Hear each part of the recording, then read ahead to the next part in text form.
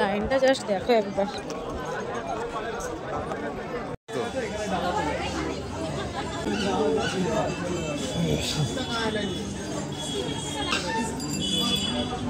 আমি দিয়ে দিচ্ছি।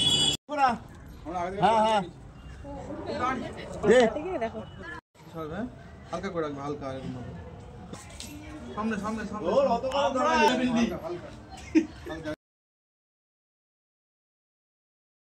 গুড মর্নিং এভরিওয়ান, হ্যালো আমি Shri, welcome to my new fresh video.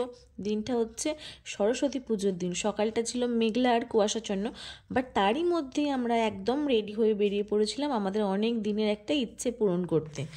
তো তার আগে চলো আমাদের পক্ষীরাজের পেটটা একটু ভর্তি করে নিই, না হলে ওর যদি মাঝ রাস্তায় খিদে পেয়ে যায় তাহলে তো সমস্যায় আমরাই পড়বো। তো চলো আগে পক্ষীরাজের পেটটা ভরে নিই, দেন আসছি তোমাদের সাথে বাকি কথায়।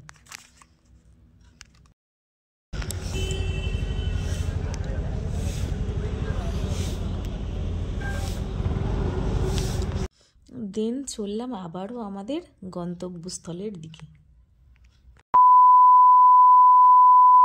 ফাইনালি পৌঁছালাম। তোমরা নিশ্চয়ই বুঝতে পেরেছো আমি কোথায় এসেছি। এটাই ছিল আমার একটা ছোট্ট ইচ্ছে অনেক দিনের। তাহলে চলো শুরু করি। প্রথম ধাপ হচ্ছে, ইচ্ছে তো তখনই পূরণ হবে যখন আমরা সব কিছু সুন্দরভাবে ভালো মতো কমপ্লিট করতে পারবো। তো দেখো প্রথমেই আমি মায়ের জন্য পুজো নিয়ে নিচ্ছি।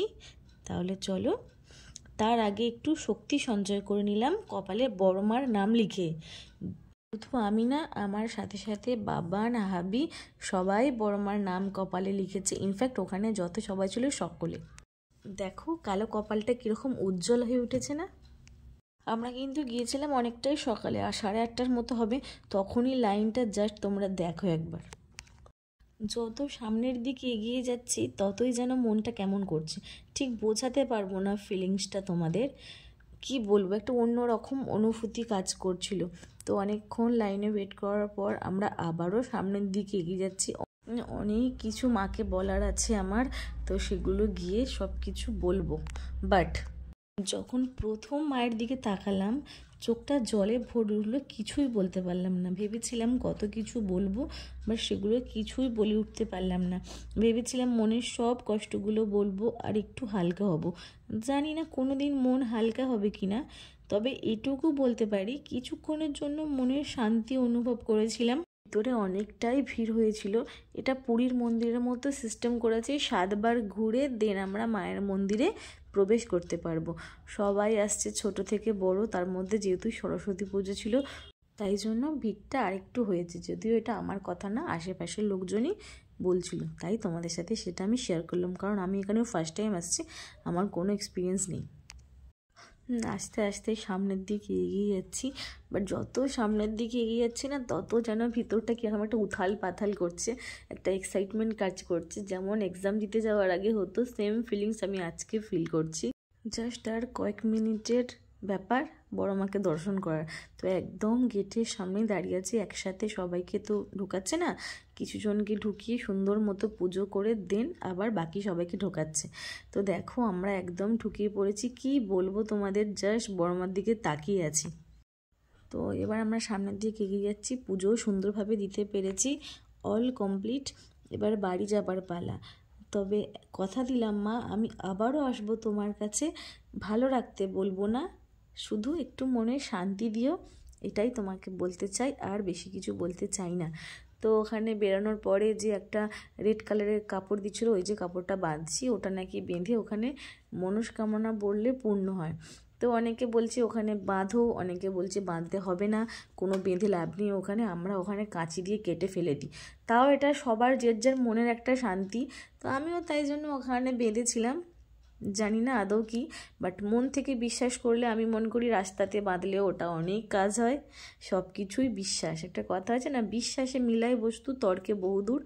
তো চলো আমাদের কাজ হয়ে গেছে, আর চলে আসছে ওই দোকানটা যেখান থেকে প্রসাদ নিয়েছিলাম। ওখানে গাড়ি, হেলমেট সমস্ত কিছু রেখেছিলাম। তো উনি আমাদের সব প্রসাদগুলো প্যাকিং করে দিচ্ছে। তো তোমরা চাইলে এই দোকান থেকে প্রসাদ কিনতে পারো, কারণ ওনার বিহেভিয়ার আমার তো বেশ ভালোই লেগেছে। এবার তোমাদের শেয়ার করবো এখানে কিছু ফটোস, কি দাম এটসেট্রা। এগুলোর কি প্রাইস আছে? এটা আপনার 450 এই ফ্রেমে, আর গোল্ডেন ফ্রেম আছে আপনার 550, আর এইগুলো আছে আপনার 350। আর ওই বড়গুলো এটা আপনার আছে 1250।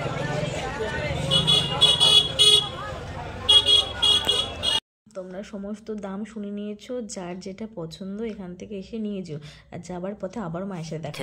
2000 years later.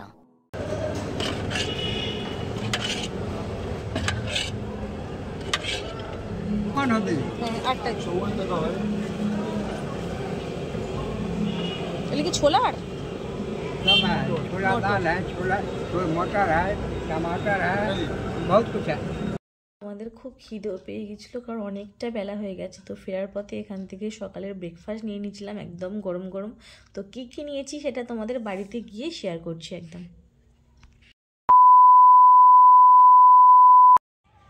ব্রেকফাস্ট নিয়ে চলে আসছি বাড়িতে। ওটা কি একটা কচুরি বললো, ভিতরে ছোলার ডাল না মটর ডাল সামথিং কিছু একটা পুর দেওয়া আছে, আর সাথে আছে এখানে ঘুগনি। একদম গরম গরম দিয়েছিল তখন, বাট বাড়িতে আস্তে আস্তে একদম ঠান্ডা আর নরম হয়ে গেছে। বাট চলো তাও তো খাবো, চলো আমরা ব্রেকফাস্টটা করে নিই। টাটা। দেখো ঘুমাচ্ছে, যখন আমি ক্যামেরাটা অন করেছি ওই জন্য উঠে পড়লো। তাহলে এইভাবে যদি ঘুমাতে থাকে তাহলে কি হবে? কি গো তুমি ঘুমাচ্ছিস, কথা বলবি না? চোখ বন্ধ করে ভালো লাগে।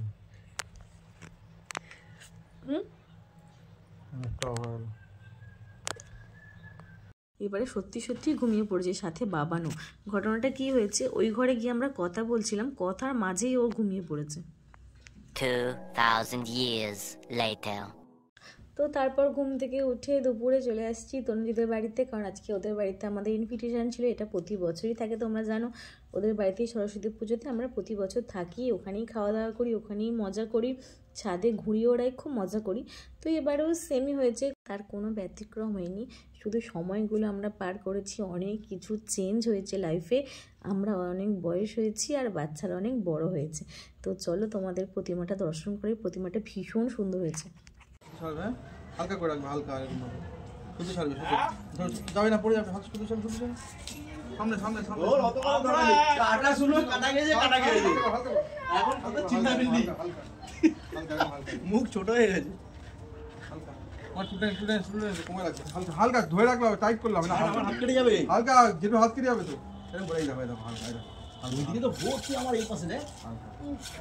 যত হচ্ছে সবাই ওড়ানো চালু করে হালকা কর, যেটু ঘুরে বেড়াচ্ছে তো।